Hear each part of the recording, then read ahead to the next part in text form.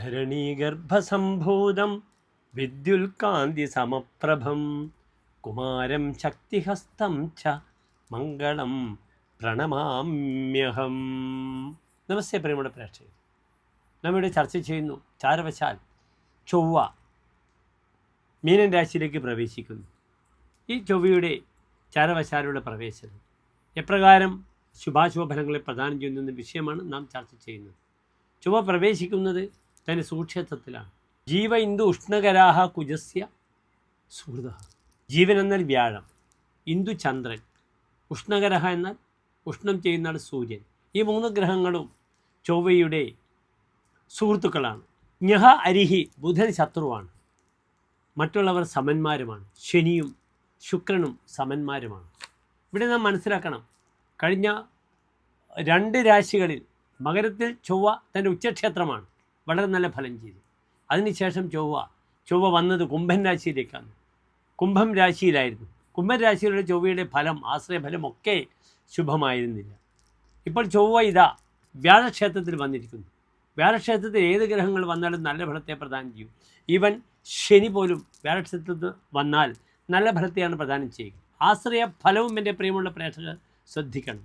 ജൈവേ വ്യാഴക്ഷേത്രത്തിൽ എന്നാൽ ഏകരിഭു, ഒറ്റ ശത്രുവല്ല, ധാരാളം ശത്രുക്കൾ ഉണ്ടാകും. നരേന്ദ്ര സജീവ, രാജാവിൻ്റെ മന്ത്രിയാകും. വലിയ വലിയ ആളുകളുടെ മന്ത്രം ഉപദേശം കൊടുക്കുക, കൺസൾട്ടൻ്റ് ആകേണ്ട യോഗമുണ്ടാകുന്നു. ഖ്യാത അഭയ അർത്ഥാന്വിത, ഭയമില്ലാത്ത ആളാകുന്നു. പ്രശസ്തി ഉണ്ടാകുന്നു. അർത്ഥാന്വിത, ധനത്തോടു കൂടിയിരിക്കുന്നു. ഇവിടെ നല്ലൊരു ഫലമാണ് ആശ്രയ ഫലം മീനൻ രാശിയിൽ പറഞ്ഞിരിക്കുന്നത്. ഏതായാലും നാം മേടൻ രാശി മുതൽ 12 രാശിക്കാരുടെയും ചാരവശാലുള്ള ഭാവഫലങ്ങൾ നാം ചർച്ച ചെയ്യുന്നു. ഇനി പ്രിയമുള്ള പ്രേക്ഷകർ അറിയണം, എത്ര ദിവസമാണ് ചൊവ്വ ഈ മീനൻ രാശിയിൽ നിൽക്കുന്നത് എന്ന വിഷയം. 38 ദിനങ്ങളാണ് ചൊവ്വ മീനൻ രാശിയിൽ നിൽക്കുന്നത്. അതായത് ഏപ്രിൽ 2-ാം തീയതി മീനമാസം 19-ാം തീയതി പ്രവേശിച്ച് മേടമാസം 28-ാം തീയതി വരെ, അതായത് മെയ് 11-ാം തീയതി വരെ 38 ദിവസക്കാലമാണ് ഇവിടെ ചൊവ്വ മീനൻ രാശിയിൽ നിൽക്കുന്നത്. ഈ 38 ദിവസക്കാലം ഓരോ രാശിക്കാരുടെയും ഫലമാണ് നാം ചർച്ച ചെയ്യുന്നത്. ശ്രദ്ധിക്കുക.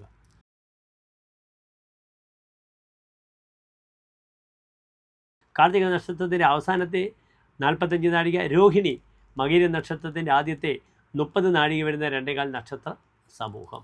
ഇവിടെ ചൊവ്വ നിൽക്കുന്നത് 11-ാം ഭാവത്തിലാണ്. 11-ാം ഭാവത്തിൽ ശുഭഗ്രഹങ്ങൾക്കും പാപഗ്രഹങ്ങൾക്കും നല്ല ഫലമാണ് ആചാര്യന്മാർ പറഞ്ഞിരിക്കുന്നത്. പ്രത്യേകിച്ച് വരാഹമിഹിര ആചാര്യൻ പറഞ്ഞിരിക്കുന്നു, സലാഭ, ലാഭത്തോടു കൂടെ ഇരിക്കുന്നു എന്ന ഫലം.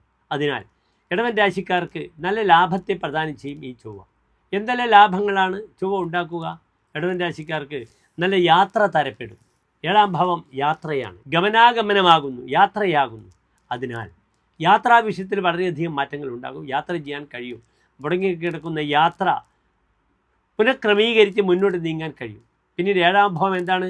വിവാഹം, അതിനാലോക, ഭാര്യാഭർത്തൃ സമാഗമാഹ, ശയ്യ, സ്ത്രീസത്മം, നഷ്ടാർത്ഥം, മൈഥുനാനവി, സപ്തമാസം. വിവാഹ വിഷയത്തിൽ പെടുന്ന തീരുമാനമുണ്ടാകും. നല്ല വിവാഹ ബന്ധങ്ങൾ വരിക. അതിനാൽ വരനും വധുവിനുമൊക്കെ തന്നെ, യുവാനും യുവതിക്കും വരണമാല്യം ലഭിക്കുന്നൊരു മഹത്തായ സമയം വരുന്നു. അതിനാൽ വളരെയധികം നന്മകൾ പ്രദാനം ചെയ്യും ഇടവൻ രാശിക്കാർക്ക് ഈ ചൊവ്വയെന്ന് അറിയുക. അതും വ്യാഴക്ഷേത്രത്തിലെ ചൊവ്വയാണ്, വളരെ നല്ലതാണ്.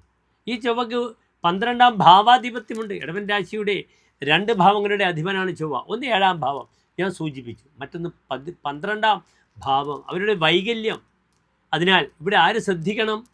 വൈകല്യവാനായ ചൊവ്വ 12-ാം ഭാവത്തിൽ വരുമ്പോൾ വളരെയധികം ഗർഭിണികൾ ശ്രദ്ധിക്കണം, മക്കളുടെ ആരോഗ്യ വിഷയം ശ്രദ്ധിക്കണം, ശാരീരികമായി പാദങ്ങൾക്കുണ്ടാകുന്ന വൈകല്യങ്ങൾ ശ്രദ്ധിക്കണം, ചെവി സംബന്ധമായ രോഗങ്ങൾ പ്രത്യേകിച്ച് ശ്രദ്ധിക്കുക. അതിനു പുറമേ ഉദരസംബന്ധമായ രോഗങ്ങളെയും വളരെയധികം ശ്രദ്ധിക്കണം. സന്താന വിഷയത്തിലേക്ക് പ്രത്യേകിച്ച് ശ്രദ്ധിക്കും. കുജ പീഡയതി ലാഭക അവത്യ ശത്രുൻ ഭവേ സന്മുഖോ ദുർമുഖോ ബി പ്രതാവാൻ. 11-ാം ഭാവത്തിൽ ചൊവ്വ നിൽക്കുമ്പോൾ അവത്യ ശത്രുൻ തൻ്റെ സന്താനങ്ങളെയും ശത്രുക്കളെയും നശിപ്പിക്കും. സന്താനങ്ങളുമായി കോൺഫ്ലിക്റ്റ്, കലഹമുണ്ടാകും. ശത്രുക്കളുമായി കലഹമുണ്ടാകും, ശത്രുക്കളെ നശിപ്പിക്കും. പക്ഷേ ഭവേ സന്മുഖോ ദുർമുഖോ ബി പ്രതാവാൻ, തൻ്റെ പ്രതാപം കൊണ്ട്, ദുർമുഖനായ ഒരു വ്യക്തി തൻ്റെ പ്രതാപം കൊണ്ട് നല്ല മുഖത്തോടു കൂടിയിരിക്കും എന്നൊരു ഫലമുണ്ട് ഈ വ്യാഴക്ഷേത്രത്തിലെ ചൊവ്വക്ക് പ്രത്യേകിച്ച്. ധനം വർദ്ധതേ ഗോധനേർ വാഹനേർവാ. നാൽക്കാലികളെ കൊണ്ടും വാഹനങ്ങളെ കൊണ്ടും തൻ്റെ ധനം വർദ്ധിക്കുന്നു. അതിനാൽ ഡയറി ഫാമൊക്കെ തുടക്കുന്ന വ്യക്തികൾക്ക് അല്ലെങ്കിൽ കാർ ഷോറൂമൊക്കെ നടക്കുന്ന വ്യക്തികൾക്ക് ഈ സമയത്ത് ധാരാളം ഇടപാടുകൾ നടത്തി മുന്നോട്ട് പോകാൻ കഴിയും. സകൃശൂന്യത അർത്ഥേജ പൈശൂന്യ ഭാവാൽ. മറ്റുള്ളവരുടെ കുറ്റവും കുറവും ഏഷണിയും പറഞ്ഞ് വരുത്തിയാൽ അത് തനിക്ക് ദോഷകരമായി വരുന്ന സമയവും കൂടിയാണെന്ന് അറിയുക. അതിനെക്കൊണ്ട് തനിക്ക് മാനഹാനി ഉണ്ടാകാം, ധനനഷ്ടമുണ്ടാകും. അതിനുമപ്പുറത്ത് തനിക്ക് പേരും ദോഷമായി വരാം. ഏതായാലും ഈ ചൊവ്വ നല്ല ഫലത്തെ പ്രദാനം ചെയ്യും. പല രീതിയിലുള്ള ലാഭങ്ങളെ ഉണ്ടാക്കും. ഞാൻ പറഞ്ഞ രീതിയിൽ ചില കാര്യങ്ങളൊക്കെ ശ്രദ്ധിക്കുക. ശാരീരികമായി ഈ വൈകല്യം എന്നൊരു ഫലം പറഞ്ഞതുകൊണ്ട് ദേഹമുട്ട് അല്ലെങ്കിൽ ശാരീരികമായി ദേഹസംബന്ധമായ അർച്ചനകൾ ചെയ്യുക. പ്രത്യേകിച്ച് ദേഹമുട്ട് നാളികേരം കൊണ്ട് ചൊവ്വാഴ്ചകളിൽ 38 ദിവസമുണ്ട്. എല്ലാ ചൊവ്വാഴ്ചകളും ദേഹമുട്ട് ചെയ്യുന്നത് വളരെ ഗുണമാണെന്ന് അറിയുക. നന്ദി, നമസ്തേ.